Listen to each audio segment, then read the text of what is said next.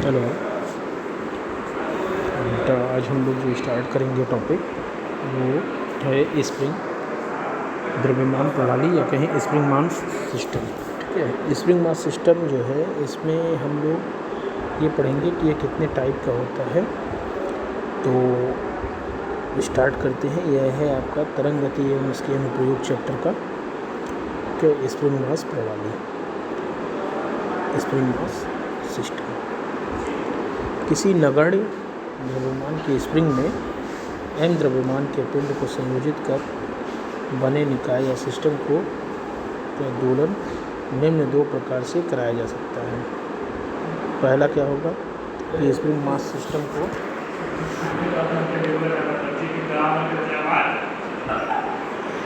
जो अपडेट है उसे स्प्रिंग द्रव्यमान प्रणाली का क्षैतिज तल में दोलन, horizontal oscillation of mass attached to spring.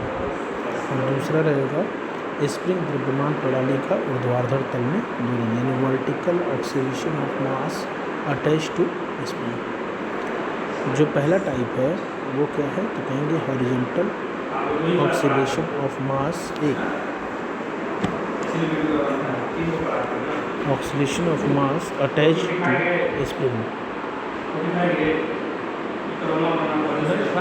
दोपहर में कुछ नहीं खाएगा, सर सुबह चलेगा। खा लीजिए सुबह आएगा घर से। माना नगण्य द्रव्यमान की एक क्षैतिज स्प्रिंग जो है, जो आपको यहाँ पे डायग्राम दिख रहा होगा, उस डायग्राम में आप देखिएगा जो पहला वाला डायग्राम है उस वाला डायग्राम। अच्छा ठीक स्प्रिंग माना नगण्य द्रव्यमान की एक जो क्षैतिज स्प्रिंग होगी, ये आपको जो डायग्राम पहला वाला दिख रहा है इसमें आप देखिएगा, अगर इसका बल नियतांक या कहें कि force constant, spring force constant अगर क्या है K है, और इसका एक सिरा जैसा कि आपको डायग्राम में दिख रहा है कि एक सिरे को क्या किया जाएगा, दृढ़ आधार से बांध दिया जाता है और दूसरे सिरे पे को क्या किया जा रहा है, एक m द्रव्यमान के पिंड से बांध दिया जाए। एक चीज़ इसमें जो आपको मानना है वो ये है कि जिस तल पर यह मास रखा हुआ है, वो जो तल जो नीचे लाइन बनी हुई है वो एक तल को रिप्रेजेंट कर रही है, और ये जो क्षैतिज तल है यह कैसा होना चाहिए, घर्षणहीन होना चाहिए, यानी फ्रिक्शनल लेस सरफेस होना चाहिए। ठीक है, अब इसमें क्या होगा कि जो आप पहला वाला मतलब देख रहे हैं, इसमें स्प्रिंग जो आपको पहले डायग्राम में दिख रहा है वो अपनी मूल लंबाई में है, यानी कि वो खींचा नहीं है, अनस्ट्रेस्ड कंडीशन में है, और जो पिंड है वह अपनी साम्य स्थिति यानी कि इक्विलिब्रियम की पोजीशन में है, या कहें कि मीन पोजीशन में है। दूसरा वाला जो इसमें आपको डायग्राम दिख रहा है उसमें क्या किया गया है कि द्रव्यमान m को x दूरी तक क्या किया गया है, विस्थापित कर दिया गया है, यानी उसमें जो डिस्प्लेसमेंट लाया गया है वो बेटा x लाया गया है। ठीक है, x डिस्प्लेसमेंट लाने से, क्योंकि यह क्या है जो फिक्स एंड है उससे दूरी की तरफ खींचा गया है, इसका मतलब क्या हो गया कि जो स्प्रिंग के कॉइल्स हैं उनके बीच की दूरी जो है वो बढ़ गई होगी, जैसा कि आपको डायग्राम B में दिख रहा है। जब दूरी बढ़ जाएगी और यह डिस्प्लेस होगा तो इस पर एक प्रत्यानयन बल इसके अंदर डेवलप होता है। ये जो प्रत्यानयन बल डेवलप होगा वो क्या करेगा, स्प्रिंग को मीन पोजीशन पर ले आने की कोशिश करेगा। यह जो प्रत्यानयन बल होता है इसका जो मान होता है वह दो चीज़ों पर डिपेंड करता है। एक यह कि स्प्रिंग का बल नियतांक कितना है, और दूसरा यह कि वह स्प्रिंग कितना डिस्प्लेस की गई है। स्प्रिंग जितना ज़्यादा डिस्प्लेस की जाएगी, कहेंगे इसके ऊपर प्रत्यानयन बल भी उतना ही ज़्यादा डेवलप होगा, और स्प्रिंग कांस्टेंट पर भी इसकी डिपेंडेंसी होती है कि प्रत्यानयन बल कम या ज़्यादा कितना होगा। तो इस हिसाब से जो प्रत्यानयन बल का मान होता है वह क्या होता है, kx के बराबर होता है, और क्योंकि जो डायरेक्शन होती है, डिस्प्लेसमेंट जिस डायरेक्शन में हो रहा होता है, प्रत्यानयन बल सदैव क्या होता है उसके अपोजिट डायरेक्शन में एक्ट होता है, इसलिए वहाँ पे हम क्या करते हैं, एक माइनस का साइन लगाते हैं इस फार्मूले में, ताकि क्या पता चले कि जो F यानी प्रत्यानयन बल की जो डायरेक्शन है वह डिस्प्लेसमेंट एक्स की डायरेक्शन के क्या है, अपोजिट है। और इस तरह से जो फार्मूला निकल के आता है वह आता है बेटा F is equal to minus K X. क्या आता है, तो कहेंगे प्रत्यानयन बल यानी रीस्टोरिंग फोर्स का जो फार्मूला निकल के आता है वह आता है F is equal to minus K X, जहाँ पे F प्रत्यानयन बल है या कहें रीस्टोरिंग फोर्स है, के क्या है, स्प्रिंग का बल नियतांक है या कहें क्या है, तो कहेंगे कि फोर्स कांस्टेंट ऑफ स्प्रिंग, ठीक है, और x क्या है, डिस्प्लेसमेंट है। और ऋणात्मक चिन्ह क्या दिखाता है, तो ऋणात्मक चिन्ह यह दिखाता है कि बल F जो है वह क्या हो रहा है, वह डिस्प्लेसमेंट यानी विस्थापन x की डायरेक्शन के क्या है, अपोजिट डायरेक्शन में एक्ट हो रहा है, यह दिखाता है नेगेटिव साइन। अब इस बल के कारण क्या होगा, स्प्रिंग जो है वह क्या होगी, क्योंकि प्रत्यानयन बल लग रहा है तो स्प्रिंग अब मास को लेते हुए स्प्रिंग जो है वह अपनी मीन पोजीशन की तरफ आएगा। लेकिन मीन पोजीशन पे आते आते क्या होता है कि स्प्रिंग जो है वो क्या हो जाती है, इतनी एनर्जी उसके अंदर डेवलप हो जाएगी कि वो अपनी मीन पोजीशन पे आके बेटा रुकेगा नहीं। तो नहीं रुकेगा तो किधर जाएगा, तो यह उसके अपोजिट डायरेक्शन में अब एक्ट होने लगेगा। और हम देखेंगे कि x दूरी तक वह क्या करेगा, मीन पोजीशन से दूसरे तरफ भी जाएगा, जैसा आपको डायग्राम सी में दिख रहा होगा। तो जब वह दूसरे डायरेक्शन में जाता है बेटा तो क्या होता है, स्प्रिंग के जो कॉइल्स होते हैं जो नॉर्मल कंडीशन में जैसा कि डायग्राम ए में दिख रहा है उससे क्या होता है, थोड़ा बेटा कम हो जाता है, ठीक, यानी स्प्रिंग के कॉइल्स की जो दूरी होती है आपस में वह उससे कम हो जाती है। और इस तरह से क्या होता है कि फिर जैसे ही वह दूसरे डायरेक्शन में डिस्प्लेसमेंट एक्स डेवलप होना शुरू होता है, फिर प्रत्यानयन बल क्या होता है, मीन पोजीशन के डायरेक्शन में डेवलप हो जाता है। और इस तरह से क्या होता है, कहेंगे कि फिर प्रत्यानयन बल फिर वापस जो है उसको मीन पोजीशन तक लाएगा। और इस तरह से स्प्रिंग जो है बेटा क्या करने लगता है, ऑक्सीलेट करने लगता है, या कहें कि इस तरह से जो पिंड है m द्रव्यमान का वह प्रत्यानयन F, जो प्रत्यानयन बल F है, रीस्टोरिंग फोर्स F है, के अंतर्गत क्या करने लगता है, साम्य स्थिति के इधर उधर क्या करने लगता है, दोलन करने लगता है बेटा, ठीक है। अब कहेंगे कि जो पिंड पर लगने वाला जो प्रत्यानयन बल है यानी रीस्टोरिंग फोर्स है वह कितना होगा, तो कहेंगे F is equal to minus K X होगा, ठीक। और पिंड का जो विस्थापन होता है वह x है और स्प्रिंग का बलनियतांक जो है बेटा वह क्या होगा, k होगा। अब देखिए बेटा F इज इक्वल टू हम लोग पढ़ते हैं ma, जहाँ पे m द्रव्यमान होता है और a क्या होता है, एक्सेलरेशन या त्वरण होता है। यहाँ पे a हम लोग जो है वो पूरे चैप्टर में a का स्मॉल a का मतलब हम लोग आयाम पढ़ते आ रहे हैं, एम्पलीट्यूड पढ़ते आ रहे हैं, इसलिए त्वरण की जगह पे यहाँ पे हम लोग अल्फ़ा ले रहे हैं, ठीक है। तो यहाँ पे हो जाएगा F is equal to M alpha, वहाँ से अल्फ़ा इज इक्वल टू क्या हो जाएगा, F बाई एम हो जाएगा।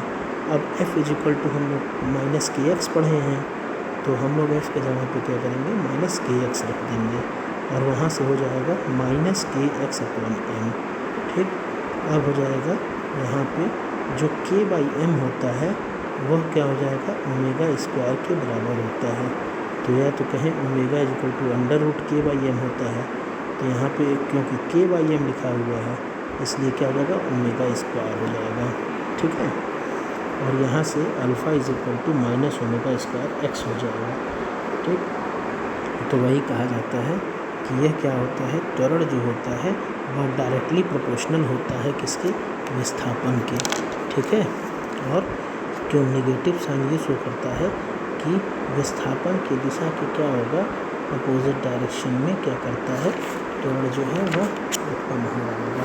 तो हम ये कह सकते हैं कि जो पिंड का त्वरण होता है अल्फ़ा उसके विस्थापन के x के समानुपाती होता है और ऋणात्मक चिन्ह के कारण त्वरण की जो दिशा होती है वह साम्य स्थिति की ओर होती है।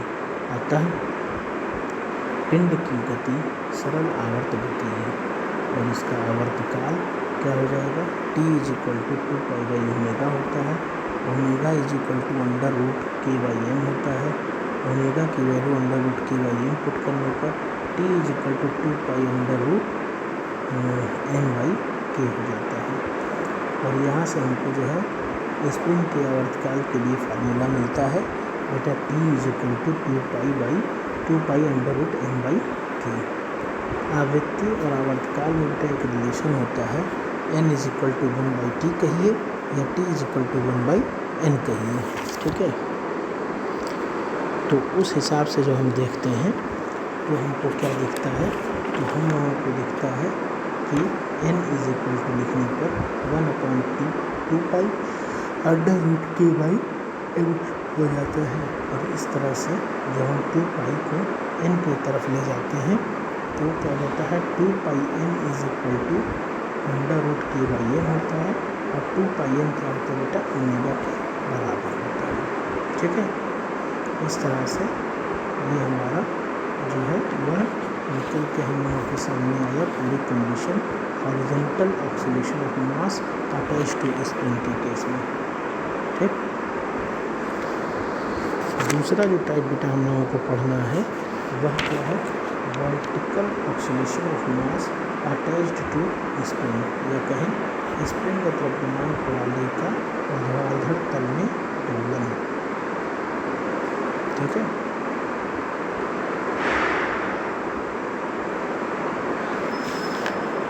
ये बेटा इस पर देखते हैं कि माना जैसे यहाँ पे देखिएगा 3 डायग्राम दिया गया है और इसी डायग्राम के अकॉर्डिंग हम लोग जो है इसको समझने की कोशिश करेंगे बेटा।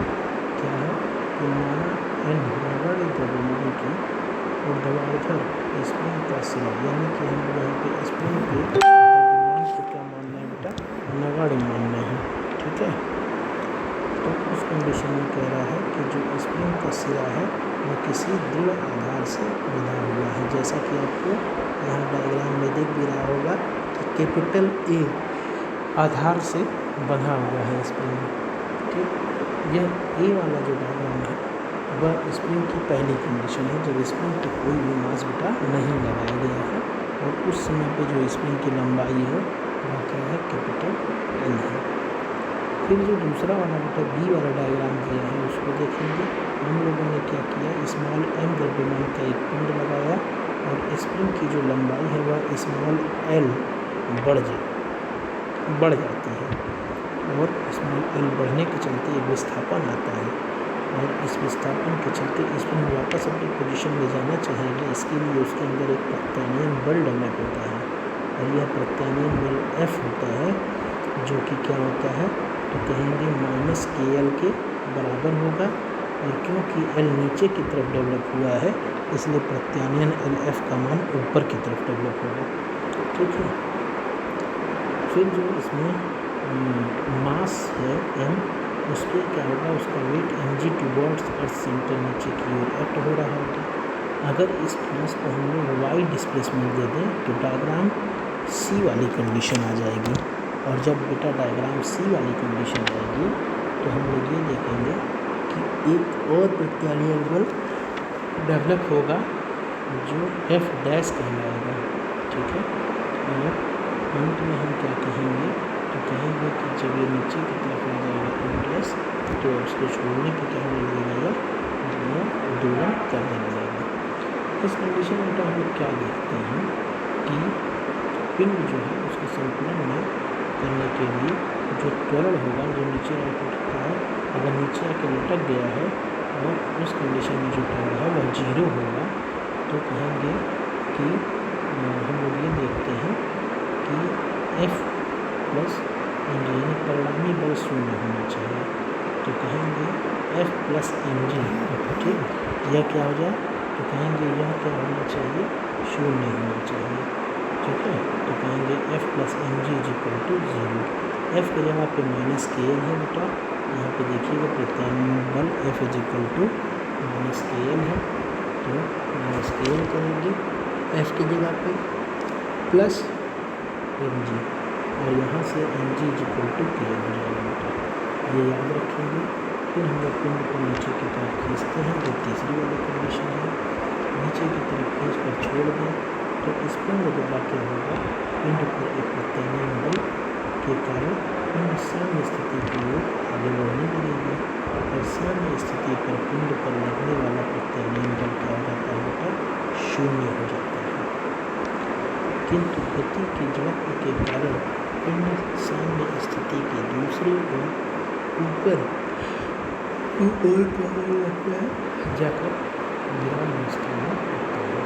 जब स्प्रिंग संपीड़ित होता है, जब स्प्रिंग द्वारा लगाए प्रत्यानयन बल के कारण पिंड क्या करने लगता है, आपस में साम्य स्थिति की ओर नीचे आने लगता है। इस प्रकार पिंड साम्य स्थिति के दोनों को ऊपर नीचे करने लगता है। दोलन करते समय इसे क्षण पिंड अपनी स्थिति साम्य स्थिति से बड़ी दूरी नीचे हो, तो उस कंडीशन में क्या होगा, तो हम लोग कहेंगे एफ जो कंपनी माइनस के और पहले एल हुआ बाद में वाई हुआ, तो क्या हो जाएगा, टोटल विस्थापन एल प्लस वाई हो जाएगा और ऊर्ध्वाधर ऊपर की ओर यह एफ डैश प्रत्यानयन बल कार्य करेगा। फिर क्या होगा, तो कहेंगे F dash plus N G जो होगा वह एफ डबल डैश के बराबर होगा। तो ये कहेंगे कि पिंड का एक अन्य बल एन जी भी कार्य कर रहा है, जो उसके भार के कारण ऊर्ध्वाधर नीचे की ओर आ रहा है। अतः पिंड पर लगने वाला नेट बल जो है वह एफ डबल डैश होगा, जो क्या होगा, F dash plus N G के बराबर होगा। एफ डैश के जगह पर बेटा हम रखेंगे माइनस के ब्रैकेट के अंदर एल प्लस वाई, ठीक है, तो हम चलेगा माइनस के ब्रैकेट के अंदर L plus Y plus N G, और यहाँ से बेटा क्या आएगा, तो कहेंगे आएगा माइनस के वाई और प्लस एन जी, क्योंकि एन जी जो है वह के एल के बराबर है, हम लोग ऊपर निकाले हैं, तो एन जी की जगह पे के एल रख देंगे, तो हो जाएगा माइनस के एल प्लस के वाई माइनस के एल प्लस के एल, माइनस के एल और प्लस के एल जब कैंसिल होगा तो क्या एफ डबल डैश की जो वैल्यू होगी वह माइनस के वाई के बराबर होगी। अब क्या होगा, तो कहें जो एफ डैश है उस एफ डबल डैश उसका मान कितना होगा, तो कहेंगे एफ डबल डैश का मान जो होगा एम अल्फ़ा यानी कि द्रव्यमान गुणा त्वरण के बराबर होगा, ठीक। तो यहाँ से हो जाएगा M alpha is equal to minus के वाई, ठीक है, M alpha is equal to minus के वाई हो जाएगा, ठीक। फिर यहाँ से alpha is equal to minus के वाई एम वाई हो जाएगा। फिर हम लोग वही कहेंगे कि के वाई एम जो होता है बेटा वह क्या होता है, ओमेगा स्क्वायर के बराबर होता है, तो कहेंगे alpha is equal to minus omega square Y, ठीक है। वो इस प्रकार हम कह सकते हैं कि जो आवर्तकाल का फार्मूला होता है वह क्या होता है, तो कहेंगे जब पिंड की गति सरल आवर्त गति में और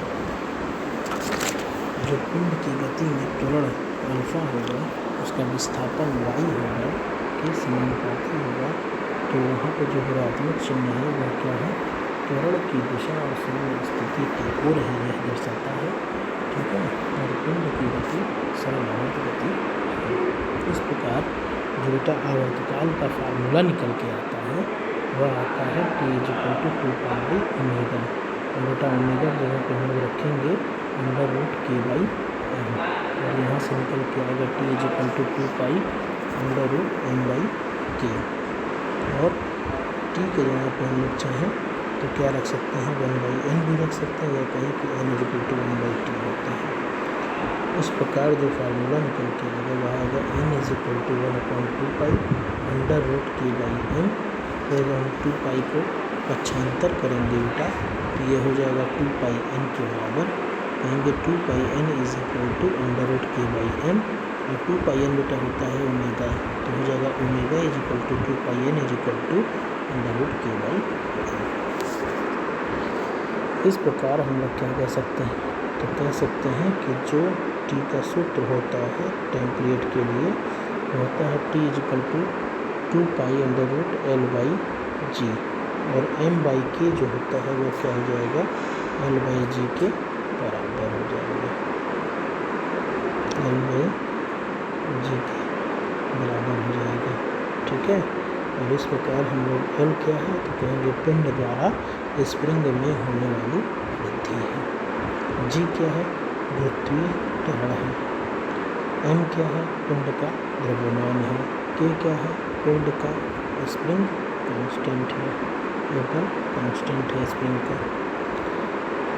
इस प्रकार हम क्या कह सकते हैं तो कह सकते हैं कि नगण्य द्रव्यमान की स्प्रिंग से बंधे पिंड की दोलन गति क्षैतिज अथवा ऊर्ध्वाधर दोनों ही दिशाओं में होने पर इसका आवर्तकाल, आवृत्ति और कोणीय वेग का सूत्र एक ही होता है। क्या होता है तो कोणीय वेग का सूत्र ओमेगा = 2πn होता है। n = क्या होता है आवृत्ति 1/2π√k/m होता है। आवर्तकाल t = 2π√n/k होता है। ठीक है। फिर एक और जो है हम लोग पढ़ेंगे कि जब इस दो स्प्रिंग के विभिन्न संयोजनों से जुड़ा द्रव्यमान, यानी जब दो स्प्रिंग को जोड़ा जाएगा तब क्या होगा तो mass attached with different combinations of two springs.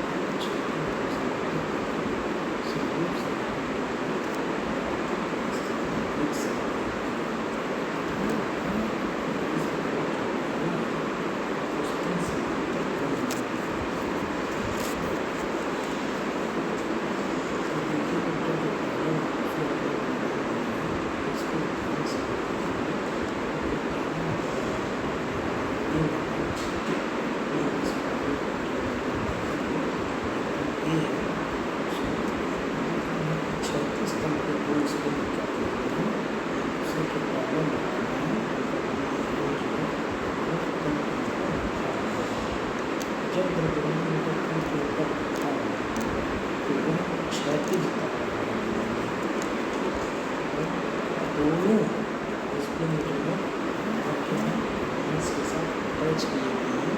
ये जो कंडीशन है उसको क्या बोलेगा कि स्प्रिंग दोनों का समांतर करना है।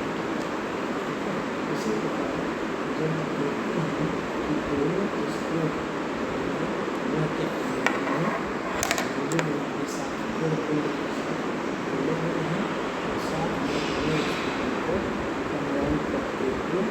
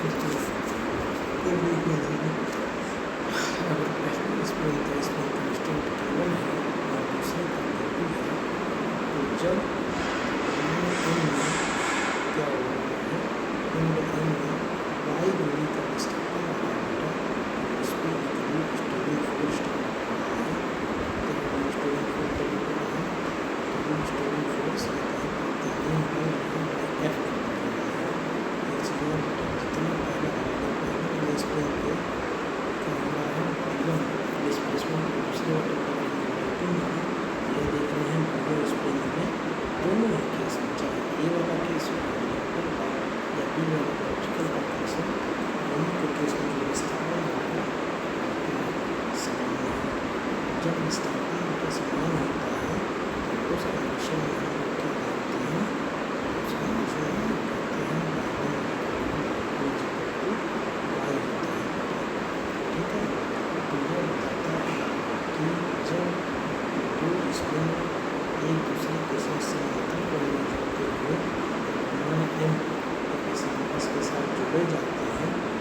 तो स्प्रिंग के केवल डिस्प्लेसमेंट जो होता है वह क्या होता है, दोनों में क्या होता है, बराबर होता है। जब दोनों में डिस्प्लेसमेंट बराबर होता है तो वहाँ पे जो पहले वाले में केवल बराबर होता है, वह अगर F1 है और दूसरे वाले में F2 है तो कहेंगे बेटा F1 प्लस F2। ठीक, ये जो बेटा F1 प्लस F2 होगा यह क्या होगा, कहेंगे तो जो F1 प्लस F2 होगा यह हो जाएगा F1 प्लस F2। यहाँ पे F की जगह F1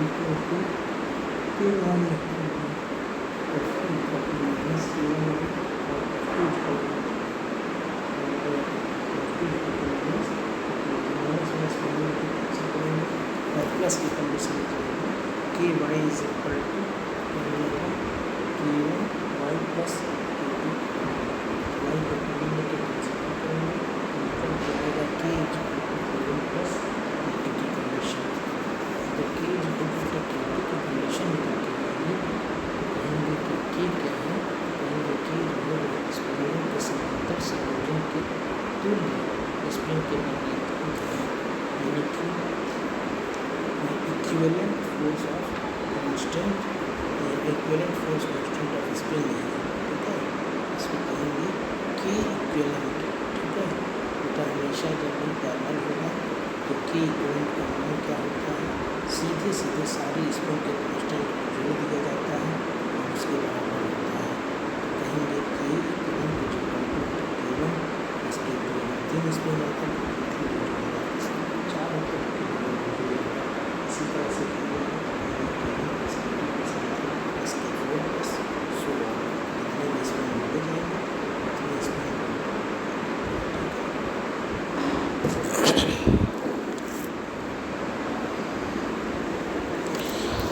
इसके बाद जो हम लोग देखेंगे वह है आगे इसका जो आवर्तकाल होगा वह कितना होगा। तो कहेंगे कि जो आवर्तकाल का फार्मूला बेटा होता है T इज इक्वल टू क्या होता है 2 pi under root m by K होता है और K के जगह पे K1 प्लस K2 आ जाएगा। तो कहेंगे T is equal to 2 pi under root m upon K1 plus K2। फिर जो दूसरा टाइप है बेटा वह है क्या, तो कहेंगे कि स्प्रिंग अगर श्रेणी क्रम में है तथा पिंड जो है के उनके बीच में हो। ठीक, दो स्प्रिंग लिए जाएं और स्प्रिंग क्या हो, श्रेणी क्रम में हो एक दूसरे के साथ, लेकिन क्या हो तो कहेंगे और साथ में पिंड जो है वह बीच में हो। तो उस कंडीशन में क्या होगा, तो हम लोग देखते हैं कि यहाँ पे दो डायग्राम दिया गया है। जो डायग्राम ए दिया है वहाँ पे देखिएगा दोनों स्प्रिंग रिजिड एंड के साथ एक एक सिरे पे बंधी हुई है और जो मास है वह क्या है, तल पर रखा हुआ है। जब मास जो है वह घर्षणहीन तल पर रखा हुआ नज़र आता है तो कहा जाता है बेटा कि यह क्षैतिज तल पर रखा हुआ है। ठीक है बेटा, और जब हमको यह क्या हवा में दिख रहा होगा और एक तल दोनों तल जो है हमको एक दूसरे के वर्टिकल दिख रहे होंगे तो उस कंडीशन में हम कहें कि ये वर्टिकल की कंडीशन है। तो यही कहा जाता है कि जब मास जो है एक तरफ मान लीजिए मूव करेगा तो एक स्प्रिंग खींचेगी, उसकी लंबाई बढ़ेगी और दूसरी स्प्रिंग सिकुड़ेगी, ये कंडीशन आएगा। तो इसके कारण ये देखा जाएगा कि वाई जितना पहले वाले स्प्रिंग में कमी आएगी लंबाई में, दूसरे वाले में उतनी ही लंबाई बढ़ेगी। अब मान लीजिए कि अगर जो है डायग्राम ए को देखिए या फिर बी को देखिए तो आप देखेंगे कि दोनों में से किसी को भी अगर आप क्या करते हैं, मान लीजिए पहले वाले को y1 डिस्प्लेसमेंट देते हैं, यानी उसको स्ट्रेच कर दिया जाए अगर खसका के बाएं से दाएं अगर द्रव्यमान को खसकाया जाए, अगर उसमें y1 डिस्प्लेसमेंट आए तो दूसरे वाले में उतना ही कम हो जाएगा। अगर उसको आप y2 माने तो क्या हो जाएगा y1 प्लस y2 की y1 is equal to y2 की कंडीशन हो जाएगी। यानी दोनों में डिस्प्लेसमेंट जो होगा, विस्थापन जो होगा वह बेटा क्या होगा, बराबर होगा। तो कहेंगे कि यदि बल F द्वारा एक स्प्रिंग की लंबाई में y वृद्धि हो रही है तो तो दूसरे वाले स्प्रिंग में वाई संपीड़न होगा। इस प्रकार हम लोग कह सकते हैं कि y1 is equal to y2 is equal to y. जब बेटा y1 is equal to y2 is equal to y होगा और k1 not is equal to k2 होगा, ये कंडीशन यानी दोनों स्प्रिंग के जो बल नियतांक हैं उनका मान समान नहीं होगा, तब उस कंडीशन में जो सूत्र होता है F is equal to minus के वाई, वहाँ पे F1 not is equal to F2 की कंडीशन हो जाएगी बेटा, और F इज इक्वल टू क्या हो जाएगा, F1 प्लस F2 की कंडीशन आएगी। जब बेटा वहाँ से हम लोग सॉल्व करेंगे तो क्या देखेंगे, तो देखते हैं F is equal to F1 plus F2 की कंडीशन आएगी। F के जगह पे के वाई रखे, F1 की जगह पे K1 Y1, F2 की जगह पे K2 Y2। ठीक, अब यहाँ पे बेटा देखिएगा y1 is equal to y2 is equal to y की कंडीशन है, कॉमन ले लीजिए। कॉमन लेके जब आप सॉल्व करेंगे तो क्या हो जाएगा, तो कॉमन लेने पे आपको पता चलेगा कि y1 और y2 दोनों जगह y रख दीजिए, y को कॉमन लेके कैंसिल कर दीजिए और बचेगा क्या, k is equal to k1 plus k2। ठीक, इस प्रकार जो t होगा वो t is equal to 2 pi under root क्या हो जाएगा बेटा, m बाई k हो जाएगा। ये फार्मूला होता है और k इक्विवेलेंट के जगह पे हम लोग रखेंगे k1 प्लस k2, तो कहेंगे t is equal to 2 pi under root m by k1 plus k2। क्या कह सकते हैं रिजल्ट से, तो रिजल्ट से यह निकल के आ रहा है कि यदि दो स्प्रिंग एक दूसरे के साथ श्रेणी क्रम में जुड़े हों, परंतु जो जिस पिंड से उनको जोड़ा गया है वह पिंड अगर क्या हो, बीच में हो दोनों स्प्रिंग के, तो उस कंडीशन में चाहे वह क्षैतिज तल में हो चाहे वह ऊर्ध्वाधर तल में हो, दोनों तलों में जो के इक्विवेलेंट का मान आता है वह क्या होता है, सीधे सीधे जोड़ दिया जाता है, यानी k is equal to k1 plus k2 की कंडीशन डेवलप हो जाती है। और आवर्तकाल का जो फार्मूला होता है वह t is equal to 2 pi under root m upon k1 plus k2 हो जाता है। ठीक, फिर आ जाइए बेटा हम लोग तीसरी कंडीशन देखेंगे। और तीसरी कंडीशन क्या है कि स्प्रिंग अगर श्रेणी क्रम में जुड़े हों दो स्प्रिंग और पिंड के एक सिरे से जुड़े हों, यानी पिंड जो है वो एक सिरे पर जुड़ा हो पिंड के, ठीक है, तो उस कंडीशन में क्या होगा, जब क्या होगा कि पिंड के एक सिरे पर जुड़ा होगा, तो सबसे पहला चीज़ कि आप स्प्रिंग को मान लेंगे कि वह नगण्य है यानी मासलेस है, और दोनों स्प्रिंगों पे जो बल होता है वह क्या हो जाएगा, यहाँ पे ये देखिए डायग्राम, अगर F डिस्प्लेसमेंट आ रहा है y, तो प्रत्यानयन बल F डेवलप होगा, और यह कैसे डेवलप हो रहा है, तो कहेंगे F1 प्लस F2 के बराबर हो जाएगा।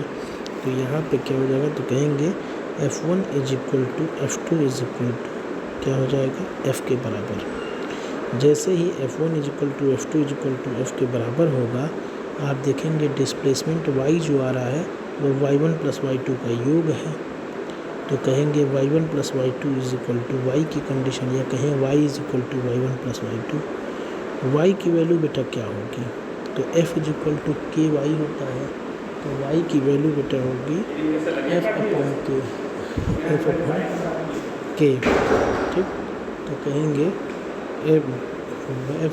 f upon x is equal to, या f upon k is equal to f1 upon k1, f upon k1 plus f upon k2 की कंडीशन। बेटा यहाँ पे f को हम लोग क्या करेंगे, कॉमन लेके कैंसिल करेंगे। जब f को हम लोग कॉमन लेके कैंसिल करेंगे तो क्या निकल के आएगा, 1 upon k is equal to 1 upon k1 plus 1 upon k2। ठीक है, और क्या देखेंगे, तो कहेंगे कि जो समीकरण होता है आवर्तकाल का वह क्या होता है स्प्रिंग के लिए, t is equal to 2 pi under root m by k होता है। ठीक है, अब हम लोग k इक्विवेलेंट के जगह पे क्या करेंगे, तो फार्मूला लगाएंगे जब भी स्प्रिंग श्रेणी क्रम में होगा, और क्या होगा, तो कहेंगे कि k equivalent is equal to 1/k equivalent is equal to 1/k1 plus 1/k2 plus 1/k3। इस तरह से जितने भी स्प्रिंग जुड़े रहेंगे वह स्प्रिंग जुड़े रहेंगे वह स्प्रिंग क्या हो जाएंगे, तो कहेंगे कि सुना है तो ना सुना